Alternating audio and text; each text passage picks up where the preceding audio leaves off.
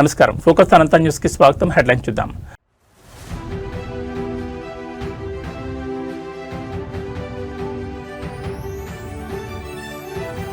దేశవ్యాప్తంగా ఈద్ సంబరాలు. తెల్లవారుజాము నుంచే కిక్కిరిసిన మసీదులు.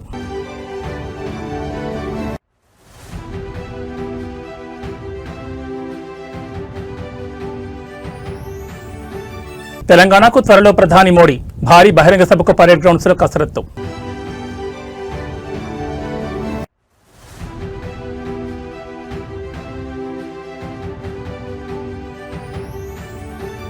తిరుమల శ్రీవారి చెంత సీఎం చంద్రబాబు. మనవడు దేవాంశ్ పుట్టినరోజు సందర్భంగా కుటుంబ సమేతంగా దర్శనం.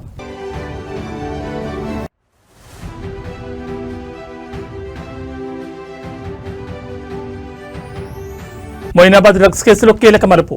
Drug peddler, software engineer Abhishek Singh arrest.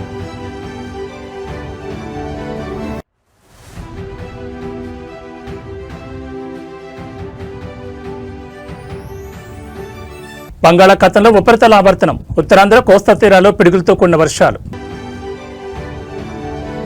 ఇక డీటెయిల్స్ చూస్తే పవిత్ర రంజాన్ మాసం ముగింపు సందర్భంగా దేశ రాజధాని ఢిల్లీలో ఈద్ ఉల్ ఫితర్ వేడుకలు అత్యంత వైభవంగా జరిగాయి. చారిత్రాత్మక జామా మసీద్ ముస్లిం సోదరుల సామూహిక ప్రార్థనతో కిక్కిరిసిపోయింది. ఇవాళ ఉదయాన్నే వేలాది మంది ముస్లింలు జామా మసీద్ చేరుకుని ప్రత్యేక ఈద్ నమాజ్ నిర్వహించారు. మసీద్ ప్రాంగణమే కాకుండా పరిసర వీధులన్నీ భక్తులతో నిండిపోయాయి. ప్రార్థనల అనంతరం ముస్లిం సోదరులు ఒకరినొకరు ఆలింగనం చేసుకుని ఈద్ ముబారక్ అంటూ శుభాకాంక్షలు తెలుపుకున్నారు. కులమతాలకు అతీతంగా అందరూ కలిసిమెలిసి ఉండాలని ఈ సందర్భంగా ప్రార్థించారు. దేశం సుభిక్షంగా ఉండాలని, ప్రజలందరి మధ్య శాంతి సౌభాగ్యం విరజల్లాలని ప్రత్యేక దువా చేశారు. వేడుక దృష్ట్యా ఢిల్లీ పోలీసులు పటిష్టమైన భద్రతను ఏర్పాటు చేశారు. ట్రాఫిక్ మళ్లింపులు మరియు డ్రోన్ల ద్వారా నిఘాను కొనసాగించారు.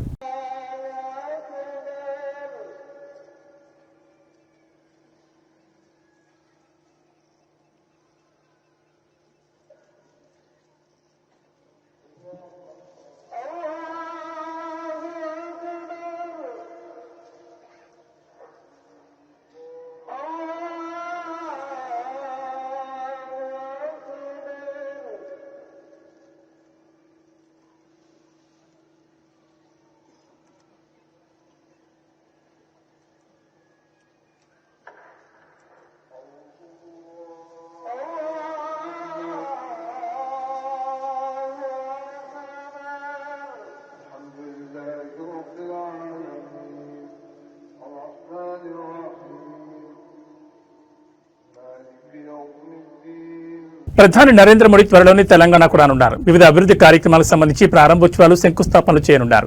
అయితే దీనిపై ఇంకా తేదీలు ఖరారు కాలేదు. పరేడ్ గ్రౌండ్స్ లో ప్రధాని నరేంద్ర మోడీ భారీ బహిరంగ సభను ఏర్పాటు చేయడానికి సన్నాహాలు చేస్తున్నారు.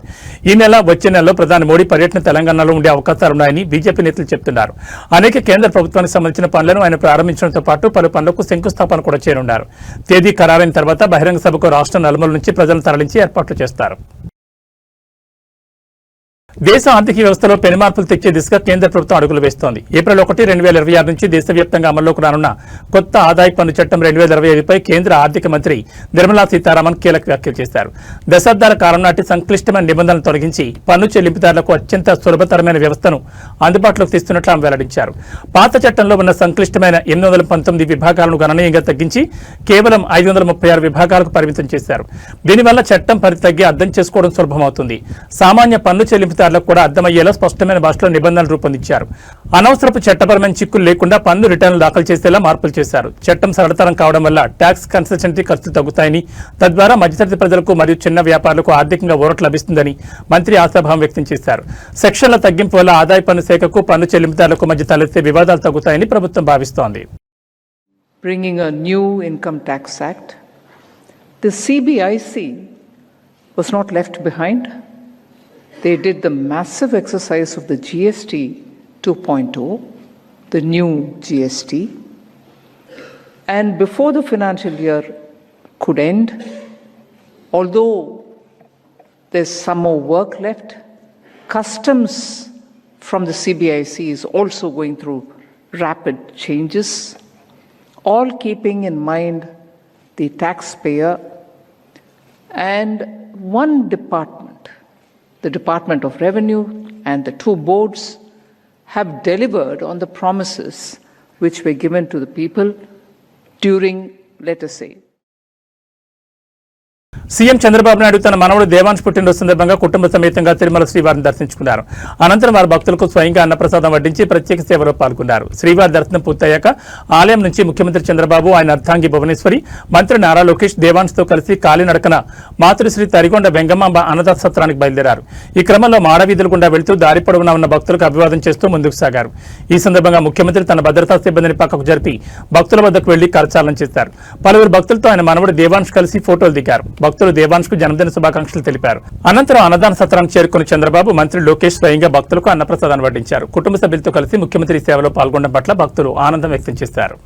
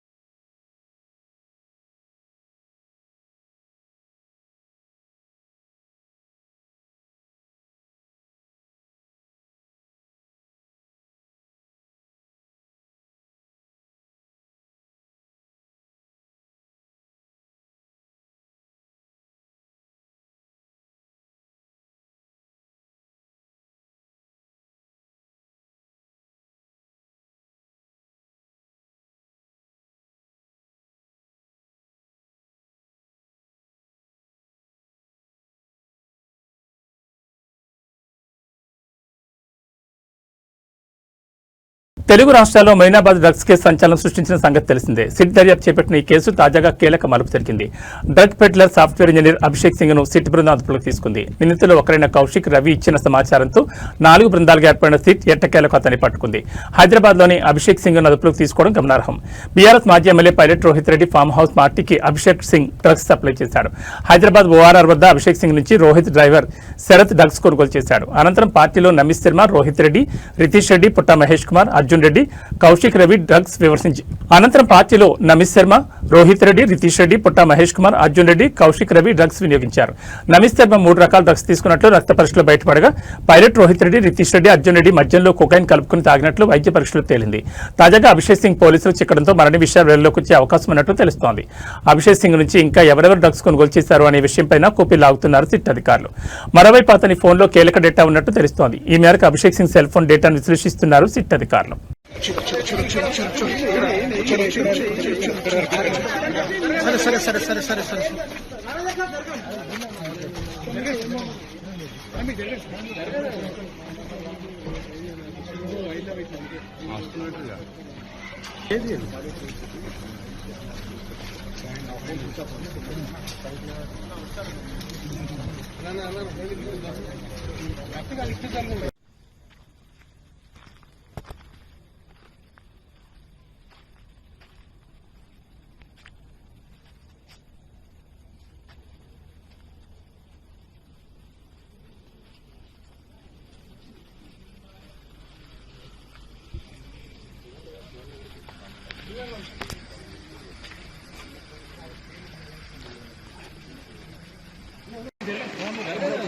నెంబర్ 1 పోయిర్రు, నెంబర్ 2 ఓకే.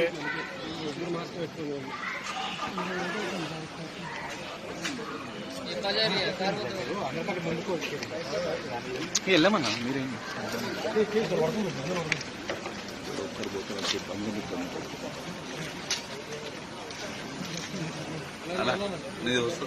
ఫోన్ డౌన్ చేయాలా?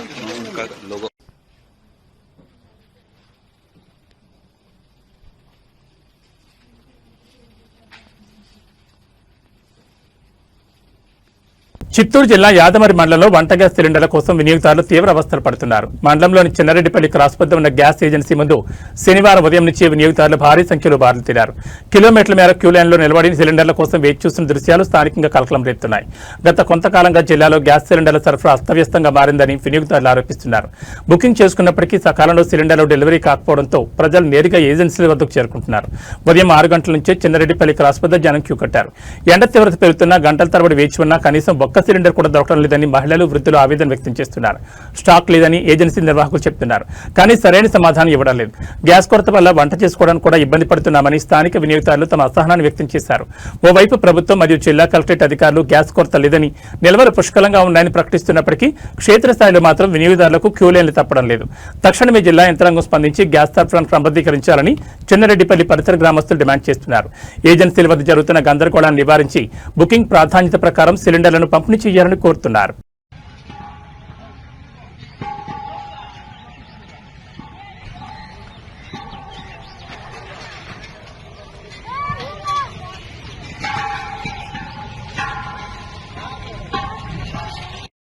జనసేన పార్టీ ఎమ్మెల్యే ఆర్వ శ్రీధర్ వ్యవహారం రాజకీయ వర్గాల్లో మరోసారి తీవ్ర చర్చనీయాంశంగా మారింది. ఎమ్మెల్యే శ్రీధర్పై సంచలన ఆరోపణలు చేసిన బాధితురాలు హర్షవీణ తాజాగా మరో వీడియోను విడుదల చేశారు. పార్టీ అధినేత ఆదేశాలను, నిబంధనలను ఎమ్మెల్యే పట్టించుకోవట్లేదని ఆమె తాజా వీడియోలో ఆరోపించారు. ఇటీవలే కండిషన్ బెయిల్పై బయటకు వచ్చిన హర్షవీణ కేసు విషయాలపై తాను మాట్లాడనని స్పష్టం చేశారు. నాకు ఇటీవల బెయిల్ వచ్చింది. కండిషన్ బెయిల్ కారణంగా నేను కేసులకు సంబంధించిన విషయాలు మాట్లాడకూడదు. నేను మాట్లాడను కూడా. కానీ ఇప్పుడు ఈ వీడియో ఎందుకు చేస్తున్నానంటే అంటూ పార్టీ నాయకత్వాన్ని ఆమె నేరుగా ప్రశ్నించారు. గతంలో తన ఆరోపణల నేపథ్యంలో జనసేన అధినేత పవన్ కళ్యాణ్ స్పందించి విచారణ కమిటీ వేశారని, నివేదిక వచ్చే వరకే ఎమ్మెల్యేను పార్టీ కార్యక్రమాలకు దూరంగా ఉండాలని ఆదేశించారని హర్షవీణ గుర్తు చేశారు. ఈ క్రమంలో నిన్న జరిగిన పార్టీ అధికారిక కార్యక్రమంలో ఎమ్మెల్యే పాల్గొన్నారని ఆమె తీవ్ర అభ్యంతరం వ్యక్తం చేశారు. పవన్ కళ్యాణ్ వేసిన విచారణ కమిటీ ఏమైంది? ఆర్వ శ్రీధర్ పార్టీ కండువా వేసుకుని కార్యక్రమాలు చేస్తున్నాడు. కమిటీ ఏమైనా రిపోర్ట్ ఇచ్చిందా? పవన్ కళ్యాణ్ ఇంటర్నల్ గా రిపోర్ట్ ఇచ్చారా? రిపోర్ట్ రాకుండా, చర్యలు లేకుండా పార్టీ కార్యక్రమాల్లో ఎలా పాల్గొంటాడని ఆమె ప్రశ్నలు వేశారు. శిక్షాకాలంలో ఉన్న వ్యక్తి ఎమ్మెల్యే హోదాలో మీటింగ్లకు హాజరవడంపై పవన్ కళ్యాణ్ నేరుగా స్పందించి వివరణ ఇవ్వాలని హర్షవీణ డిమాండ్ చేశారు. కమిటీ నివేదికలో ఏముందో బహిర్గతం చేయాలని డిమాండ్ చేశారు. బాధితులకు న్యాయం చేస్తామని చెప్పే పార్టీ నిందితులకు కొమ్ము కాస్తుందా అనే అనుమానాలు కలుగుతున్నాయని ఆవేదన వ్యక్తం చేశారు. కాగా బాధితురాలు వరుస వీడియోలతో విరుచుకుపడుతున్న నేపథ్యంలో జనసేన ఈ వ్యవహారంపై విచారణ నివేదికపై ఎలాంటి నిర్ణయం తీసుకుంటుందోనని రాజకీయ వర్గాల్లో ఉత్కంఠ నెలకొంది. అందరికీ నమస్కారం. నేను వీణా ఇసుకపట్ల ఆర్వ శ్రీధర్ గురించి మాట్లాడదలుచుకున్నాను. నాకు రీసెంట్గా బెయిల్ మంజూరైంది, కండిషనల్ బెయిల్. దాంట్లో కండిషన్స్ పరంగా నాకు ఏదైతే బెయిల్ మంజూరైందో ఆ 2 కేసెస్ మీద నేను ఎటువంటి విధంగానూ మాట్లాడకూడదు. అది సోషల్ మీడియా ద్వారా కానీ, మీడియా ద్వారా కానీ, లేకపోతే డైరెక్ట్గా కానీ ఆ కేసెస్ గురించే నేను మాట్లాడకూడదు. సో నేను నాకు బెయిల్ మంజూరైన కేసెస్ గురించి నేను అస్సలు మాట్లాడదలుచుకోలేదు. ఇప్పుడు ఎందుకు మాట్లాడుతున్నానంటే ఇది different, not related to case. ఏంటంటే నేను నా గురించి నా బాధని మీడియాకి వెల్లడించినప్పుడు, ఎక్స్పోజ్ అయినప్పుడు జనసేన అధినేత అయిన పవన్ కళ్యాణ్ గారు సహృదయంతో ఒక కమిటీ వేశారు ఆర్వ శ్రీధర్ ఎమ్మెల్యే మీద. ఆ కమిటీ రిపోర్ట్ వచ్చేంత వరకు జనసేన పార్టీ కార్యక్రమాల్లో, ప్రోగ్రామ్స్లో పార్టిసిపేట్ చేయకూడదు అని చెప్పేసి ఆ లెటర్లో ఉంది. అలాగే కమిటీ వాళ్ళు వచ్చి 2 నెలలు అవుతుంది, 1.5 నెల అవుతుంది. ఎటువంటి రిపోర్ట్ లేదు. రిపోర్ట్ వచ్చేంత వరకు జనసేన పార్టీ ప్రోగ్రామ్స్కి శ్రీధర్ ఇన్వాల్వ్ అవ్వకూడదు, అటెండ్ అవ్వకూడదు అనేది ఆ పార్టీ అధినేత నిర్ణయించిన విషయం అందరికీ తెలిసింది. కాకపోతే ఈరోజు 20వ తారీఖు మార్చిన జనసేన ఎమ్మెల్యే ఆర్వ శ్రీధర్ పార్టీ కండువాని ధరించి ప్రోగ్రామ్కి అటెండ్ అవ్వడం జరిగింది. ఆ ఫొటోస్ని బహిరంగంగా సోషల్ మీడియాలో అందరూ అప్లోడ్ చేయడం జరిగింది. అందరూ అనగా ఆర్వ శ్రీధర్, ముక్క రూపానంద్ రెడ్డి, ముక్క వరలక్ష్మి వీళ్ళందరూ అప్లోడ్ చేయడం జరిగింది. ఎలా అప్లోడ్ చేశారో అనేసి నేను క్వశ్చన్ చేస్తున్నాను. ఈ క్వశ్చన్ జనసేన అధినేత పవన్ కళ్యాణ్ గారిని నేను క్వశ్చన్ చేస్తున్నాను. సార్, మీరు ఇంటర్నల్గా ఏమైనా రిపోర్ట్ ఇచ్చారా? క్లియరెన్స్ సర్టిఫికేట్ ఇచ్చారా శ్రీధర్కి? అంత బహిరంగంగా జనసేన కండువా వేసుకున్నాడు అంటే ఎమ్మెల్యే ఆర్వ శ్రీధర్కి మీరు క్లియరెన్స్ ఇచ్చారా? రిపోర్ట్ ఇచ్చారా ఇంటర్నల్గా? ఒకవేళ అలాంటి రిపోర్ట్ ఏమన్నా ఇస్తే నాకు కూడా తెలియజేయండి దయచేసి. ఎందుకంటే అతని పార్టీ కండువా వేసుకోవడం ఈజ్ అన్ అఫెన్స్ అనేసి నేను ఈ వీడియో చేస్తున్నాను. కాకపోతే మీరు ఇంటర్నల్గా ఏమన్నా రిపోర్ట్ ఇచ్చిండుంటే ప్లీజ్ మాకు పబ్లిక్కి కూడా తెలియజేయండి. ఎందుకంటే I'm the one who suffered by him. కాబట్టి నాకు తెలిసి నాకు ఆ రైట్ ఉందనేసి నేను అనుకుంటున్నాను, అందుకే అడుగుతున్నాను. లేదు మీరు ఎటువంటి రిపోర్ట్ ఇవ్వకుండానే తను మీ కండువా వేసుకున్నాడు, మీ పార్టీ కండువా వేసుకున్నాడంటే పవన్ కళ్యాణ్ గారు, ఐఎమ్ క్లియరింగ్ యూ దట్ ఇప్పటిదాకా శ్రీధర్ దృష్టిలో నాకు మాత్రమే లెక్కలేదనుకున్నాను. ఇక నుంచి నేను అనుకోవాల్సి వస్తుంది శ్రీధర్ దృష్టిలో పవన్ కళ్యాణ్ అనే వ్యక్తికి కూడా లెక్క లేదు అనేసి. శ్రీధర్ పవన్ కళ్యాణ్ని కూడా వ్యతిరేకిస్తున్నాడు అనేసి. పవన్ కళ్యాణ్ గారు చెప్పింది కూడా వ్యతిరేకించి పార్టీ కండువా వేసుకున్నాడు, ప్రోగ్రామ్కి అటెండ్ అయ్యాడు అనేసి. అంటే దీని ఉద్దేశం కమిటీకి వాల్యూ లేదా, పవన్ కళ్యాణ్ గారికి వాల్యూ లేదా, అసలు జనసేన పార్టీకి వాల్యూ లేదా? ఒకవేళ మీరు ఏదైనా అఫీషియల్ లెటర్ గానీ ఇచ్చుంటే ప్లీజ్ అది పబ్లిక్కి కూడా చెప్పండి. ఎందుకంటే ఇది బహిర్గతం. కరీంనగర్ జిల్లా హుజూరాబాద్ బీఆర్ఎస్ లో రాజకీయ సెగలు రాజుకున్నాయి. ఎమ్మెల్యే పారి కౌశిక్ రెడ్డి ఏకపక్ష వ్యవహార శైలిపై విసిగిపోయిన నియోజకవర్గ స్థాయి ముఖ్య నేతలు క్యాడర్ తిరుగుబాటు బావుట ఎగురవేశారు. జమ్మికుంట శివార్లోని ఒక వెంచర్లో సుమారు 100 మంది మాజీ మున్సిపల్ చైర్మన్లు, మాజీ సర్పంచులు, సీనియర్ నాయకులు రహస్యంగా సమావేశమై ఎమ్మెల్యే తీరుపై తీవ్ర అసంతృప్తిని వ్యక్తం చేశారు.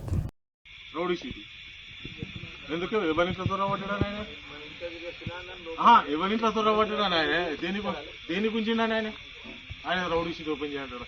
మళ్ళీ వినవాళ్ళకి అయితే పాప ఆయన అప్పటిదప్పుడు మాత్రం ఢిల్లీలో కూడా ఆయన సేవ్ చేసింది. నీ ఎంబడి తిరగటం డ్యామేజ్ చేస్తావు, సేమ్ ఎల్లికి ఎగేసుడు మళ్ళీకి దిగేసుడు. ఇప్పుడు వీళ్ళని పెట్టిండు కదా, వీళ్ళు నోడదేం కాదు. సీనియర్ అనేటోడు వీళ్ళు ఉండొద్దు, నా కింద అన్న అని తిరిగేటోడు ఉండాలి. కానీ నేను ఒక అన్న అనొద్దు, ఆయన్ని అందరూ అన్న అనాలి. ఇప్పుడు చూస్తుంది కదా మన ఎమ్మెల్సీ వీక్ వచ్చినప్పుడు, అన్న ఎందుకు తిరుగుతారా బుచ్చపని ఎందుకు తిరుగుతారు, 10 కార్లు 20 కార్లు వీడియోలు సెల్ఫీలు ఎందుకు రాపై, ఇది ఏంది ఎక్కడి కదా. పోలీసు వాడు కూడా తిచ్చి ఉన్నారు. ఇప్పుడు చూడు, కులాల పేరు పెట్టి తిరిగివి, మతాల పేరు పెట్టి తిరిగివి, అధికారులను తిడితివి, మంచి గవర్నర్లను తిడితివి. నువ్వు తిట్టంది ఎవరు? ఆ కేసీఆర్ కూడా తిచ్చి వచ్చినావు కదా, నువ్వు తిట్టంది ఎవరు? ఎవరిని ఉన్న ఊరిన ఇల్లంతా కుంటే ఓటేసిన పాపానికి వీళ్ళు కాలబెట్టి వాళ్ళ సుతారా సుతారా అదిలా. ఇంతకుముందు మళ్ళీ ఒకటి అన్నారు, ఆయన లెక్క మనం మారదామా, మనం లెక్క ఆయన మారదామా అని. ఒక చిన్న ఉదాహరణ చెప్తాను. ఒక 20-25 సంవత్సరాల ఒక ఆడపిల్ల మన ఇంట్లోనే పుట్టి పెరిగి ఉంటుంది. పెళ్లి చేస్తాం, అత్తగారింటికి పోతుంది. భర్త, ఆడిబిడ్డనో లేకపోతే మరిదో, మామ, అత్త, 40 కుటుంబం ఉంటుంది. నువ్వు 25 సంవత్సరాలు నా ఇంట్లో పెరిగి నా బిడ్డ అయింది, అత్తగారింటికి పోయినవు. నీ లెక్క వాళ్ళందరూ మారుతారా? వాళ్ళకు అనుగుణంగా నువ్వు మారాలన్నా, లేకపోతే అమ్మాయి గురించి ఆ కుటుంబం మొత్తం మారుతుందా? అట్లనే కాన్షియన్స్ గా 2 లక్షల చిన్న ప్రజలు ఉన్నాం మనం. మనలాగా ఆయన మారాలన్నా, ఆయన లెక్క మనందరం మారదామా? మనం మారన్నా. ఇప్పుడు నేను హైదరాబాద్ సెంటర్ కొట్టుకుంటా ఏ కారణం తిరుగుతా, ఊళ్ళోకి వచ్చే వాళ్ళకి ఎవరితో ఎట్లున్నానో అట్లుండాలి. నేను నా లెక్క నువ్వు ఉండాలంటే కుదురుతుందా? మీకు అనుగుణంగా మీ వాతావరణంలోకి నేను అడ్జస్ట్ కావాలి అంతే తప్ప మా డాడీకి ఇట్లా తినిపించేది, మా మమ్మీకి ఇట్లా తినిపించేది, నీ కాలేసుకుని మండేది 12 దాకా లేవపోయేదంటే అవి అత్తగారింటి వెనక నడువే 5 నుంచి అన్నప్పుడు. అట్లనే నీ లెక్క మేము అందరం మారం. మనకు ప్రజలకు పాపం మంచి చెడులు చూసుకుంటే వాళ్ళకు. రాజన్న సిరిసిల్ల జిల్లా వేములవాడ పుణ్యక్షేత్రంలో తరచూ పాములు ప్రత్యక్షం కావడం భక్తులను, సిబ్బందిని భయాందోళన గురిచేస్తోంది. తాజాగా ఆలయ పరిసరాల్లో 8 అడుగుల భారీ పాము కనిపించగా స్నేక్ క్యాచర్ దాన్ని పట్టుకుని అటవీ ప్రాంతంలో విడిచిపెట్టారు. నిత్యం భక్తుల రద్దీ ఉండే ప్రాంతాల్లో పాములు కనిపిస్తుండటంతో అధికారులు తగిన జాగ్రత్తలు తీసుకోవాలని భక్తులు కోరుతున్నారు.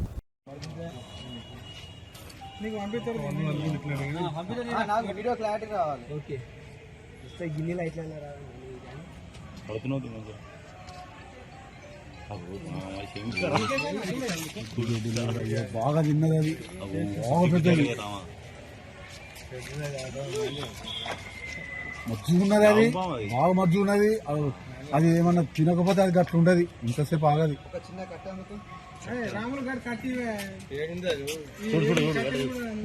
బుස්සలు కొట్టు అది.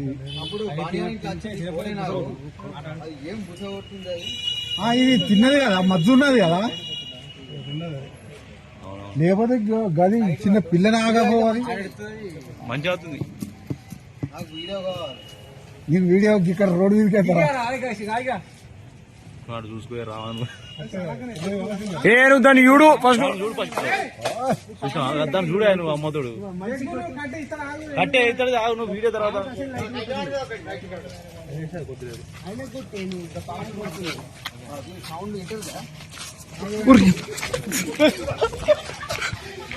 అలా బుక్కు ఉంటుంది అది కరెక్ట్ యాక్టివ్ ఉంటే అది ఏడాగు సార్ అది అది మధ్య రావడం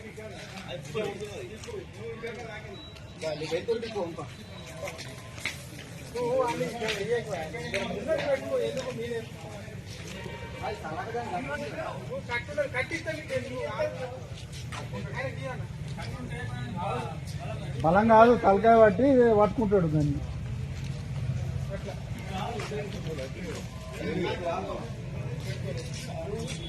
అదే అదే ఇది బజ్జు ఉన్నదేంటి బాగా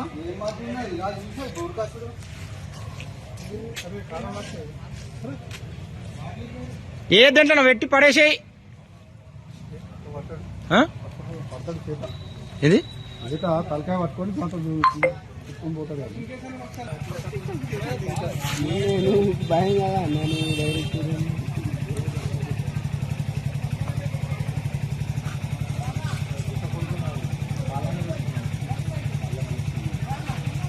అది నమ్మిస్తుంది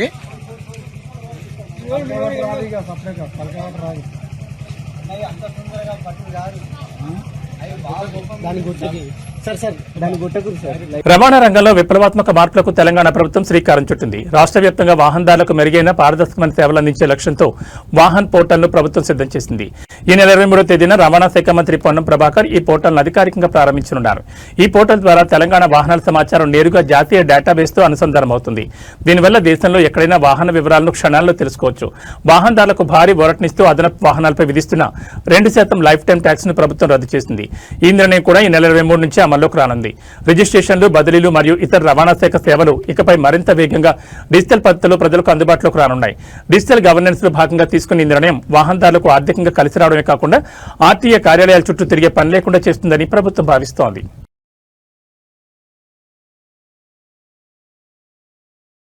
సికింద్రాబాద్ అల్వాల్లో ఒక విషాదకర ఘటన చోటు చేసుకుంది. ఇంట్లో పెంపుడు పిల్లిని ఉంచుకునే విషయంలో తలెత్తిన చిన్నపాటి వివాదం ఒక మెడికల్ స్టూడెంట్ ప్రాణం తీసుకునే వరకు వెళ్లడం స్థానికంగా తీవ్ర దిగ్భ్రాంతిని కలిగించింది.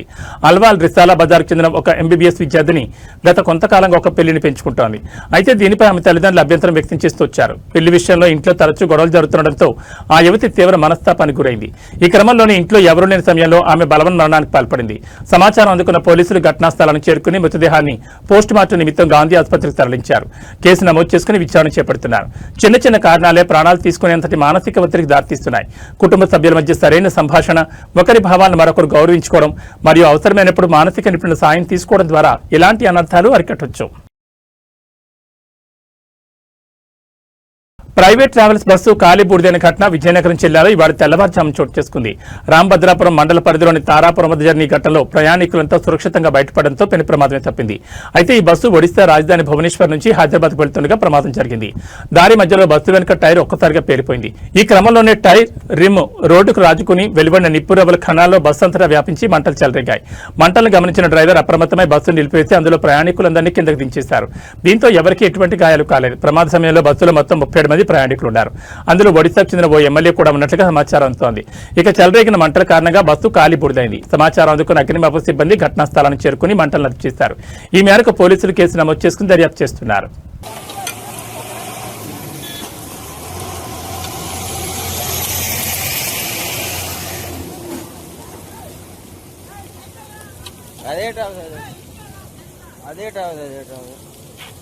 ఎస్సీ వచ్చాడా? ఎస్సీఏ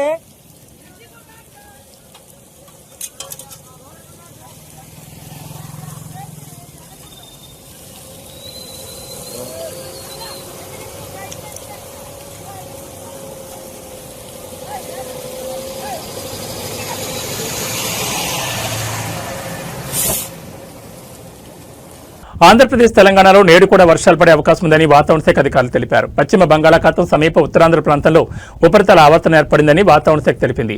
సముద్ర మట్టానికి 3.1 కిలోమీటర్ల ఎత్తులో కొనసాగుతున్న ఉపరితల ఆవర్తనం ఉందని చెప్పింది.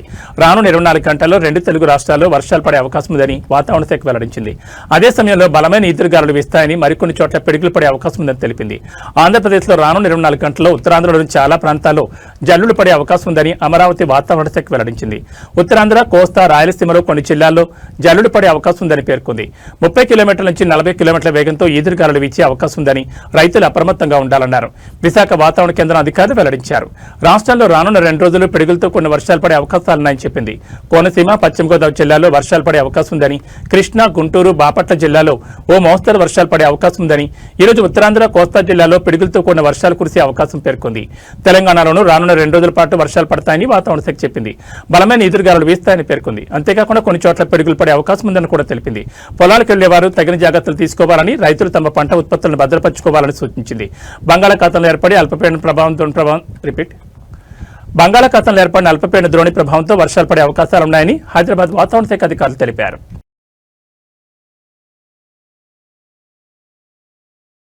ఇవి బులెటిన్ విశేషాలు. మరో బులెటిన్లో మళ్ళీ కలుసుకుందాం. నమస్కారం.